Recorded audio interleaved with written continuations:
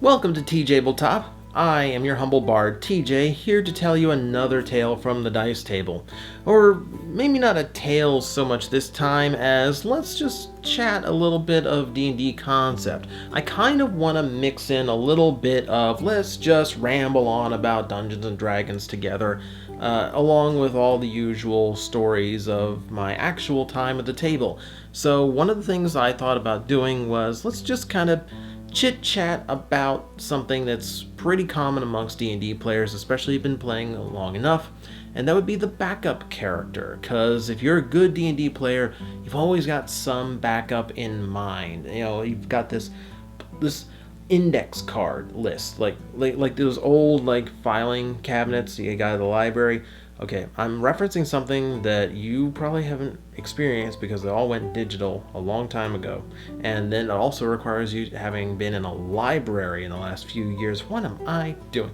So there's just this big old list of things in your head of all the different characters you've thought of. Maybe you're going to play as, maybe you're not.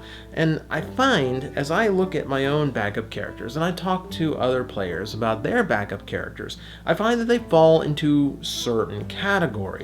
And I found 5 in particular that interest me. The 5 common types of backup characters. And I'm gonna have to read off a list, which is over here. So if my laptop actually goes to sleep, excuse the cut as I go wake it up. So the first character we're going to talk about, as far as like a backup character goes, it is the one you love more than your current character. The one where it's almost like I wouldn't want to end our campaign, but I also wouldn't mind a night of really bad dice rolls because I really want to break this one out. That kind of character, just kind of like you're like as you're conceiving it, you're almost more excited to play as it than you are the character you've already been playing as for months, if not years. It's just that it just works out that way sometimes, where the idea is so good. Now, at this point, I'm going to start talking about characters that I have in mind. So, on the very, very unlikely chance that someone that I play D&D with in person is actually going to be watching, try not to listen. Just, go away. Just get out of here. You're not welcome on my YouTube channel today. Don't watch this video. I don't want you just being spoiled about all these little weird characters come up in my head. Because if you play D&D with me long enough, I can't make a normal character. I can't. They're all weird. They've all got gimmicks. They've all got twists and turns to them. So, the first character for me, if I'm going to talk about the idea you like better than your current character, I love Mirari, but my charlatan druid. But I also really like a character I have in mind called Ward. Now Ward started life as just I want to make a turtle, and I don't want to make I don't want to make a monk because I don't want to be the ninja turtle. I'm not going to go with that pun, I've got more class than that. But turtles lend themselves to being a barbarian, so I made a barbarian because I love this idea of the turtle man carrying around this gigantic warhammer. So I've made this completely neutral turtle barbarian who carries with him a possessed hammer, and the hammer itself is possessed by a paladin.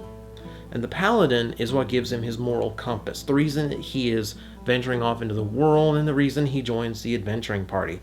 It's because it's a paladin possessing this hammer that's trying to help young Ward find his way in life. And Ward is a very simple type. He doesn't understand laws and normal societal conventions and all this. He just doesn't get it.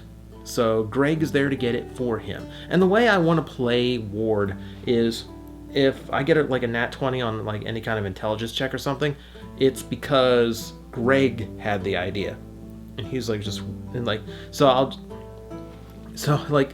we're investigating something and I happen to roll really well, Ward will hold the hammer up to his ear. yeah, if we do this and this and this, door opens. How'd you know? Greg told me. Greg the Paladin in the hammer. It's such a dumb concept, but I love it. So, I love the idea of just Greg the Hammer. If you get that reference, you get that reference. And my barbarian, my war turtle, because that's the pun I'm going with on that character. He is Ward Turtle.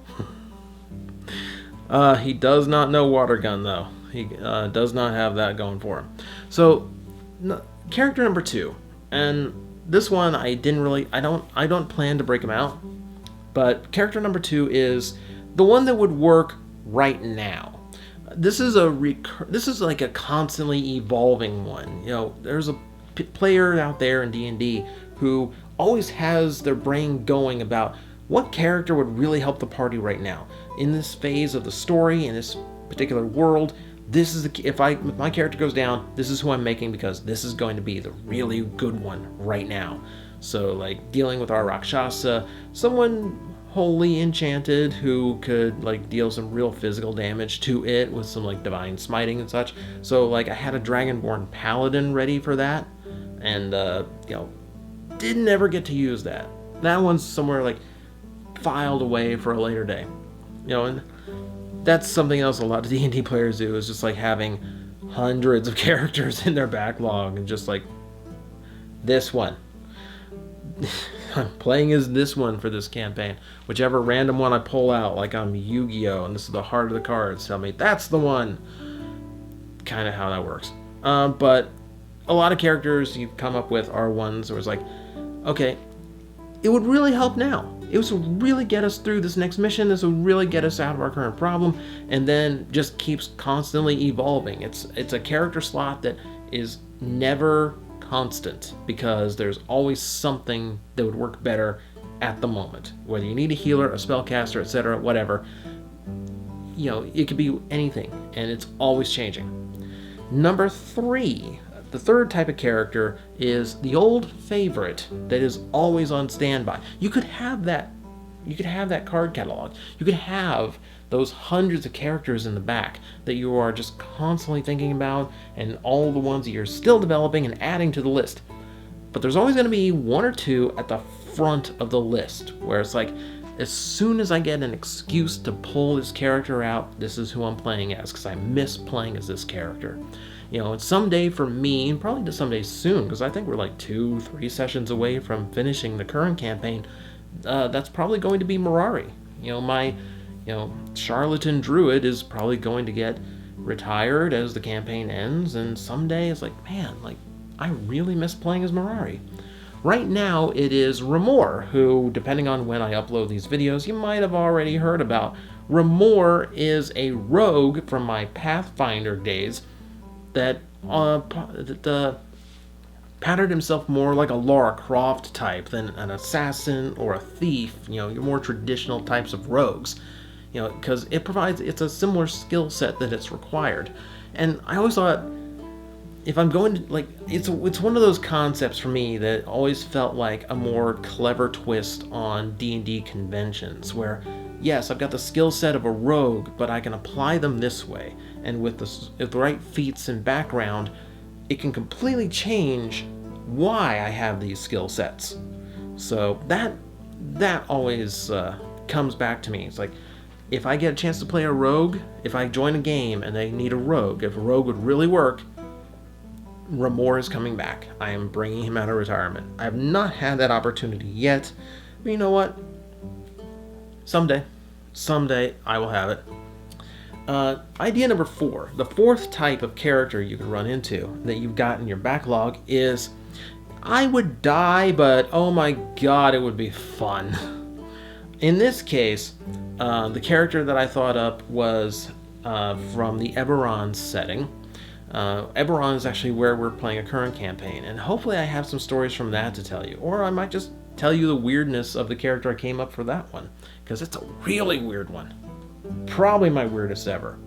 Saying something, considering a turtle talking to a hammer, was like the first character I told you about. So, for this one, the character that I came up with was a Warforged, and if you know me, if you know my channel, you know my loves, you probably know where I'm going with this already. So I was coming up with a Warforged Druid, and it was going to be Circle of the Moon, so Wild Shape was especially powerful and could render much bigger results. I wanted to make a Dungeons and Dragons Transformer. Specifically, I wanted to make a Beast Wars Dungeons and Dragons Transformer, where my robot guy is just like, instead of like magically changing into like it's a perfect horse or it's a perfect eagle. No, it's like it's a mechanical abomination of just like mass shifting parts just spewing out of this like it's a, like it's from the Bay movies or something. Just massive amounts of shrapnel spewing out until it's the shape of a T-Rex. That kind of druid. Oh my god, it probably wouldn't work for long. I don't think Warforged plays itself. I don't think the stats play well with druid. And like Wild Shape is a lot more situational unless you can become like elementals and things. And then at that point I'm not a transformer. I'm just a robot on fire. But you know what? It would be fun. For as long as it lasted, it would be hilarious. And the only reason I didn't pitch that for the last game, for our Eberron campaign, because Warforged was already taken, someone was already being one, and I didn't want to play a druid again so fast. So, that one also has to go in the back catalog, but you can bet it's really high up in there. And then the final category of the characters you could have in your head are for the lulz. They are just the characters where they are not serious ideas. You probably wouldn't even get a DM to sign off on them, but oh my god, this is so funny. This just seems so ridiculous and dumb and absurd. I love it.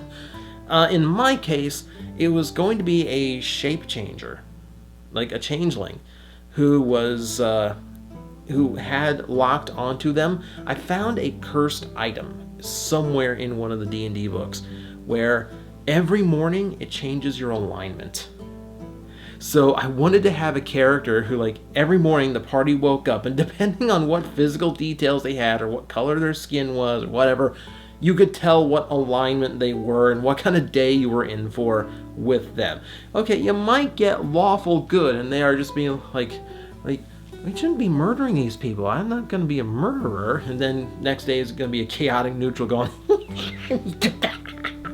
just stab happy. That kind of just bizarre. It'd be really hard to come up with a consistent characterization for something like that. I don't even know how I would do it, but oh my god, doesn't it seem like it would be fun? If you're the type that gets bored of playing the same character for too long, you wake up as a new character every day, I might, fudge that with a DM so he doesn't go, chaotic evil at any point. Maybe it's, 6 options instead of 9 or something, so I'm not, completely impossible to work with. But it just seems like it'd be such an interesting concept, and it'd make the party think. Especially if I was, a rogue or something, and my talents could be used for talking our way into places or stabbing people to get into places. Depending on what my mood was, depending on how I woke up that morning, that's the one you get. It'd keep everyone on their toes, and it'd keep you on your toes because you'd always have to change along with whatever the dice said your character was that day. Probably not one I will ever actually play, though. Those are the main 5 categories. Now, of course, you could break it down into more, and I'm sure there's plenty watching this video that have character ideas that don't fall into any of those. That's fine, but those are just the 5 conventions that I seem to fall a lot of my characters into, and ones I hear, seem to fall into one of those categories. So, in this case, instead of just my usual little sign off, I hope you talk to you next time. Tell me in the comments below. Tell me about a bizarre character idea you've had, what category they fall into, or just your experiences with one of the categories that we speak of. I'd actually really like to hear what comes up in your heads as far as just the bizarreness of the D&D characters you can imagine. So let me know, and who knows, we might talk about some of the ones that stand out the most. Just maybe. You'll have to tune in next time to find out, I guess. See you then.